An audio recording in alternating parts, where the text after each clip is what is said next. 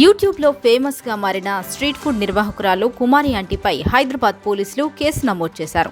Famous అయితే కేసులు పెడతారా అనే డౌట్, అనుమానం అందరికీ రావడం కామన్. కానీ నిజానికి ఆమె ఫేమస్ కావడమే ఇక్కడ అసలు సమస్యగా మారిందట. ఎందువల్ల అంటే ప్రస్తుతం స్ట్రీట్ ఫుడ్ ప్రేమికులలో ఎక్కువ ఆదరణ ఉంటుంది. దీంతో కుమారి ఆంటీ సోషల్ మీడియాలో తెగ ట్రెండింగ్ అవుతూ సెన్సేషన్గా మారిపోయింది. యువత అంతా ఆంటీ దగ్గర భోజనం చేసేందుకు ఎగబడిపోతున్నారు. ఫలితంగా ఆ ప్రాంతంలో రద్దీ ఎక్కువైపోయి రోడ్డుపైనే వాహనాలు పార్క్ చేస్తున్నారు. ఆ మార్గంలో ఫుల్ ట్రాఫిక్ జామ్ అవుతూనే ఉంది. ఇది కాస్త ఇప్పుడు పోలీసులకు తలనొప్పిగా మారింది. ఇంకేముంది, ట్రాఫిక్ జామ్కు కారణమైన కుమారి ఆంటీపై పోలీసులు కేసు నమోదు చేసి హోటల్ బంద్ చేయించారు. హైదరాబాద్లోని స్ట్రీట్ ఫుడ్ యజమాని కుమారి ఆంటీ షాపుపై కేసు నమోదుపై తెలంగాణ ప్రభుత్వం స్పందించింది. పోలీసు కేసును పునఃపరిశీలన చేయాలని డీజీపీకి సీఎం రేవంత్ రెడ్డి సూచన చేశారు.